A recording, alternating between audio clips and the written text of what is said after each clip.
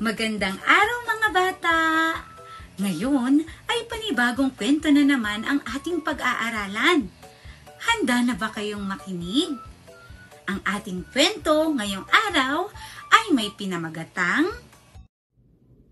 Si Tisay, ang batang ayaw kumain ng gulay. Siya si Tisay, hindi niya hilig kumain ng gulay. Sa tuwing pinaghahanda siya ng kanyang nanay ng gulay, ay palagi na lang siyang nakasimangot at nagdadabog. Ang gusto niyang kainin ay puro maaalat at matatamis na pagkain na hindi maganda para sa kanyang kalusugan. Isang araw, nakaramdam ng panghihina ng katawan si Tisay. Hinang-hina si Tisay at halos hindi na niya maigalaw ang kanyang katawan. Sa pag-aalala ng kanyang nanay ay isinugod siya sa ospital. Ang sabi ng doktor ay humina daw ang katawan ni Tisay dahil kulang sa mga bitamina.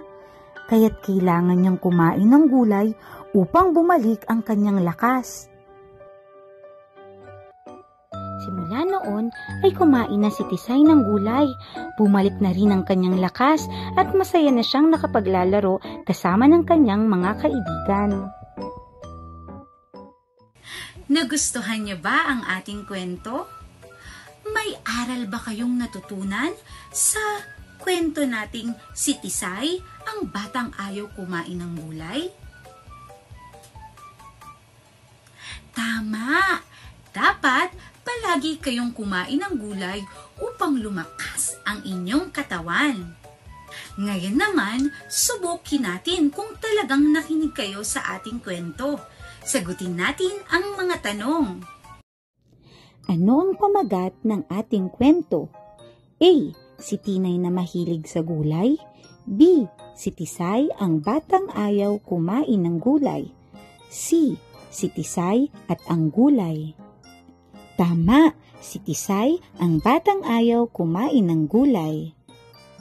Sino ang batang ayaw kumain ng gulay? A. Tisay, B. Betchay, C. Tinay. Magaling! Ang tamang sagot ay si Tisay.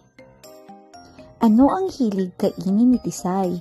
A. Prutas at gulay, B. Karne at isda, C. Maaalat at matatamis na pagkain. Tama, maaalat at matatamis na pagkain ang hilig kainin ni Tisay. Ano ang nangyari kay Tisay nung hindi siya kumain ng gulay? A. Lumakas, B. Naging masaya, C. Nanghina. Magaling! Si Tisay ay nanghina nung hindi siya kumain ng gulay. Saan dinala si Tisay ng kanyang nanay? A. Paaralan, B. Ospital, C. Simbahan. Tama! Sa ospital! Magaling mga bata! Talaga namang nakinig kayo sa ating aralin. Bukas, panibagong kwento na naman ang ating pag-aaralan.